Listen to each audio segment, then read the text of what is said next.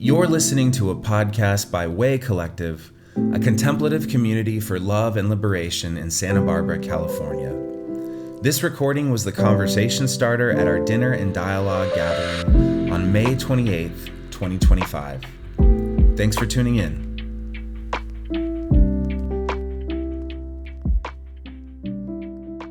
So we've been talking about transformation these past number of weeks, really since Easter. And there's a quiet truth tonight that I want to begin with that I hope captures the very heart of what I want to say about our personal journeys of transformation. And it's this: when it comes to the contemplative life, everything is an invitation. Everything you feel, every thought that troubles you, every fear that stiffens your shoulders, every heartbreak that catches in your throat, the flash of joy that comes unannounced, every concern, every ache, every grief, every longing, all of it is an invitation. So the trick on getting going is beginning to see these things not as an interruption to our transformation, not as something to fix before we begin, but the very stuff of our becoming lives. So what if our interior lives were not battlefields to be conquered, but rather sanctuaries to be gently tended? What if everything is asking to be included, welcomed into some widening space of inner belonging, where even our shadows have a place at the table? And in some sense, this has been at the heart of this series of conversations from the beginning. What if our becoming doesn't require perfection, but rather presence? You know, there was this time in my life that I return to often, and I know I've talked about here at Way Collective a few times at least, where in a dark night of the soul, I would go on these walks at the beach nearly every morning. And I would have it out with my inner monologues, you know, the thought patterns that I had, the fears, the tapes that were playing that felt like they would never shut up. I would go and listen to them and just try to create space for them. And I would get frustrated, or I would cry, and I would stare out at the vast ocean, or, end up being quiet as a flock of these black skimmer birds would fly in formation over the coast and dip down for some food. And I only realized later what I was actually doing, or perhaps what I was learning about the inner life during that time. I was learning this truth that everything belongs and that everything is an invitation. Author Paula D'Arcy says, God comes to us disguised as our very life. And when we realize that, I think it changes everything. Because if that's true, then there's nothing that we have to chase, nothing we have to force. It means that whatever we're already feeling or already facing or already avoiding is where the invitation to encounter God lies. Because transformation doesn't begin when we finally fix ourselves. It begins when we stop running from ourselves. And it can be a little uncomfortable, right? Like the parts of us we most want to hide, the anxiety, the anger, the envy, the negativity, or the numbness. These are the very places where the work begins. Richard Rohr says, nothing inside us is as bad as our hatred and denial of the bad. Sit with that for a second. Nothing inside of us is as bad as our hatred and denial and our lack of ability to include the bad. Woof, right? Like, it's the pushing away that actually makes our pain unbearable, not the pain itself. Isn't that so counterintuitive? So what if the grief isn't the enemy, but rather the unopened letter? And what if the fear is the doorway, not the wall? When we start to turn toward what's within us with gentleness, and that's the key word here really, gentleness, something shifts. It's like tending a garden. You can't yank a plant into bloom from a seed. We have to sit with the soil and water and wait. And you trust that what's hidden beneath the surface will come in its due time. And that's true for our inner lives too. Growth doesn't come from adding more knowledge or more achievement or more clarity perhaps. It comes, as Rohr says, by the release of our current inner defense mechanisms, and by letting go of fear and our attachment to our self-image.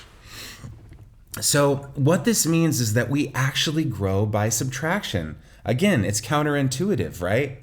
We grow by allowing what is false to fall away, by allowing our masks to loosen their grip, by giving up the performance of who we think we should be in favor of who we quietly, courageously are becoming. And let's name this too. Transformation is not only spiritual, but, the word spiritual is really just an articulation of what is really deeply psychological and physiological. Our stories, our trauma, our inner defenses, they live in our bodies. They live in the nervous system. They live in how we breathe, how we brace ourselves, how we shut down or push through. When we feel threatened or unseen or ashamed, our bodies contract, don't they? Our minds race. We become protectors of our own pain. But something sacred happens when we begin to notice these natural responses with compassion. Not just the thoughts, but the body holding those thoughts. A clenched jaw, a fluttering chest, a held breath. These are not failures. They are messengers. They're places asking to be met with tenderness.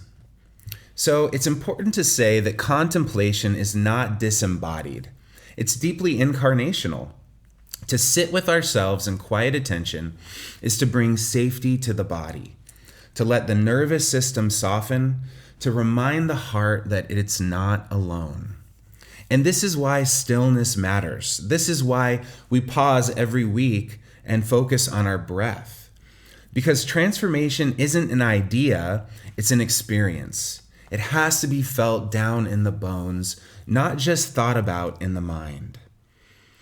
Parker Palmer says, our deepest calling is to grow into our authentic selfhood, whether or not it conforms to some image of who we ought to be. So do you realize what he's saying there?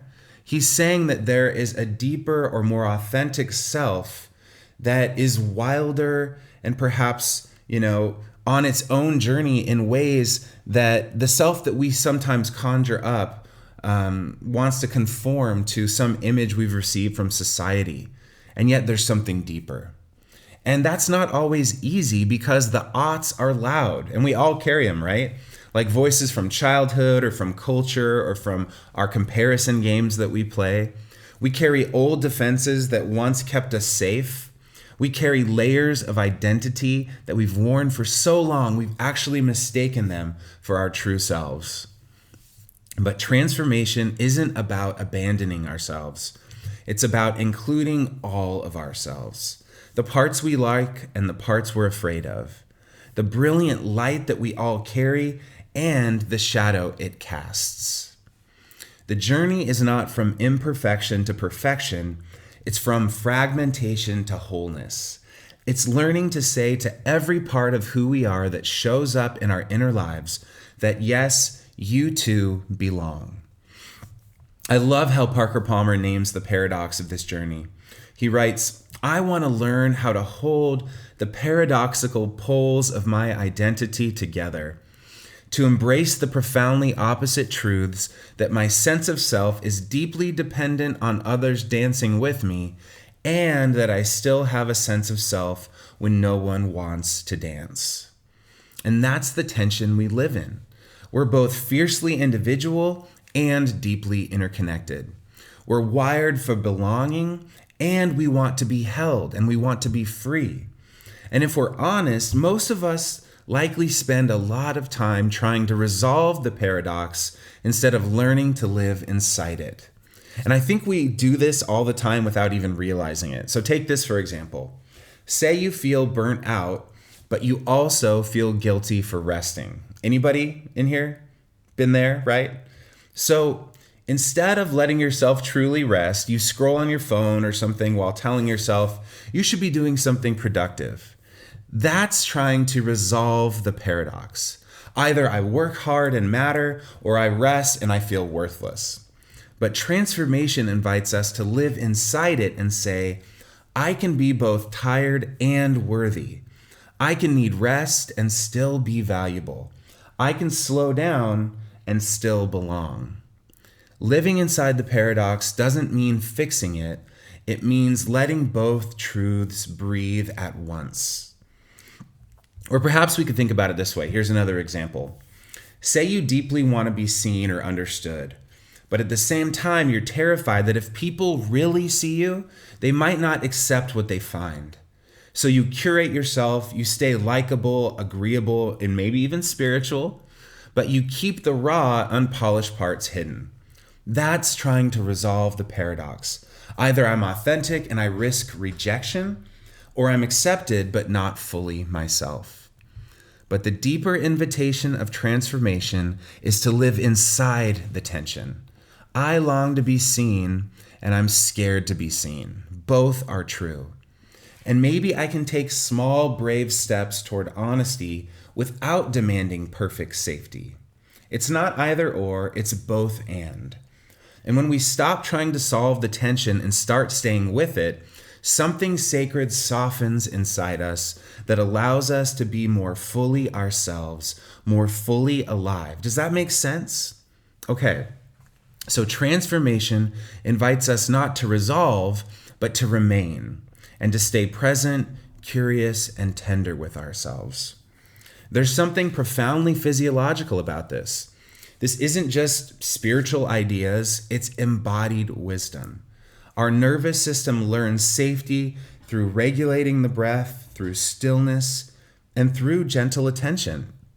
Sometimes the most sacred act of transformation is simply to sit in silence, breathe slowly, and feel our feet walking in the sand. To remind our bodies that they belong here. To remind our fears that they don't need to win. To remind our scattered thoughts that they belong because we are already held. And that's what contemplation is. It's not escaping the world, but falling more deeply into the truth that everything we need is already here. Even the resistance we feel, even the aches, even the tight knot in our chest. And here's the turning point. Again, returning to the beginning insight from tonight, what if every barrier inside of us is not a dead end, but a threshold? Do you see that? What if what feels like the problem is actually the path? It reminds me of this Stoic philosopher's book called The Obstacle is the Way, right? So Richard Rohr writes, there are no dead ends, there is no wasted energy, and everything belongs. So maybe the next time shame rises up in us, that old reflex to hide or perform, maybe that moment is not a failure, but a teacher. Maybe that's a door opening. In those moments, we're invited to pause, breathe, and say, even this is a part of my path. So friends, the most courageous thing we ever will do, and again, this is Rohr, says, is to bear humbly the mystery of our own reality. You know, sometimes we talk about bringing loving, conscious union with all that is. Sometimes we talk about forgiving reality for being what it is. But perhaps on each of our own personal transformation journeys, the most courageous thing we will learn to do is to bear humbly the mystery of all of our parts, of all of our polarized parts, and bear that.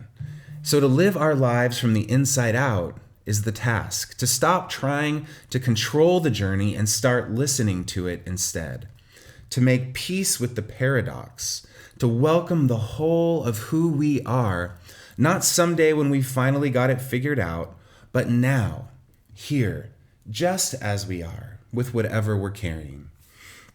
And so my hope and my prayer is that we might learn to trust that no part of our stories is wasted, and that once called failure is actually compost for something beautiful to grow in us. That we might look at our inner walls and see not blockades, but gates. That we might know that everything belongs, and that even the hardest parts of us are actually doorways to a deeper truth. That the paradoxes that we each live into are not actually opposites at all, but rather each of them are all a part of embodying a fuller humanity. So I'm looking forward to talking about this with you all tonight. Tonight, I want to offer up 3 questions for conversation and contemplation. So firstly, the self-question. Think of a recent moment when an uncomfortable feeling, whether it's fear, fatigue, envy, or grief, rose up in you. If everything is an invitation, what was that emotion inviting you to notice or tend within yourself? And how might you respond with gentleness rather than resistance? Number 2, the sacred question. Paula D'Arcy writes that God comes to us disguised as our very lives. Where, in the ordinary details of this past week, did the sacred seem to shine through in a wayward thought, a breath, or a conversation, or a patch of sky? And how did or could you receive that moment as sacred? Number 3, the society question. These ideas we've been exploring suggest that living inside paradox rather than resolving it opens us to wholeness. How might embracing your own inner paradoxes change the way you engage the wider world, with its conflicts, its injustices, and its diversities of belief and experience?